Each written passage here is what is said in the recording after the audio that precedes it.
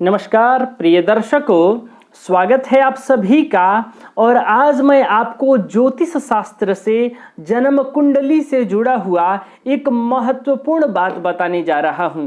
प्रिय दर्शकों, जन्म कुंडली में 3 ऐसे भाव हैं जिसको त्रिक भाव कहा जाता है और इसे दुख भाव भी कहते हैं। दुख भाव से आप स्पष्ट समझ रहे होंगे कि इस भाव के फल हमारे जीवन में तमाम तरह के दुख, कष्ट, परेशानियों की उत्पत्ति करते हैं, परेशानियां उत्पन्न करने वाले हैं।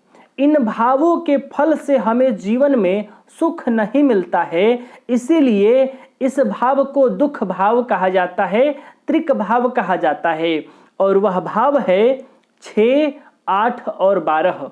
जन्म कुंडली का 6ठा भाव जो रोग रिपो ऋण का है, जन्म कुंडली का 8वां भाव जो चोट चपेट मृत्यु आदि का है, और कुंडली का 12वां भाव जो हानि भाव है, जो व्यय भाव है, जो हॉस्पिटल का भाव है, जो बंधन का भाव है, जो जेल का भाव है, जो पागलखाने का भाव है, जिससे हमारे जीवन में तमाम तरह की परेशानियां ही आती हैं।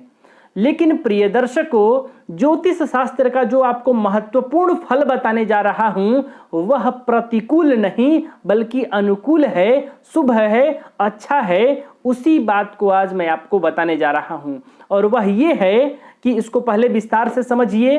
प्रिय दर्शकों, कहते हैं कि जो त्रिक भाव है, जो दुख भाव है, यानी जो 6वां भाव है, 8वां भाव है और 12वां भाव है, यदि इन तीनों भावों के स्वामी ग्रह कुंडली के जिस भाव में जाकर बैठ जाते हैं उस भाव के फल को भी बिगाड़ते हैं, या फिर चाहे कुंडली के किसी भी भाव के मालिक आकर 6वें, 8वें और 12वें में बैठ जाएं तो वो अपने भाव के लिए भी अशुभ हो जाते हैं, अच्छा फल नहीं करते। लेकिन प्रिय दर्शकों, जन्म कुंडली का लग्नेश जो लग्न भाव है उस भाव के मालिक यदि 6वें भाव में बैठे या 8वें भाव में बैठे या 12वें भाव में बैठे, विशेषकर 6ठे और 8वें भाव में उस लग्नेश को 6ठ भाव में या 8वें भाव में जाने का दोष नहीं लगता, वो अपने भाव को पीड़ित नहीं करते।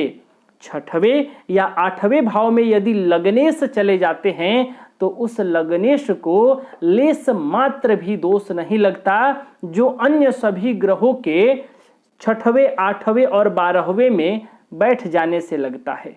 तो प्रिय दर्शकों, आज के लिए बस इतना ही। तब तक के लिए हमें अनुमति दीजिए। नमस्कार।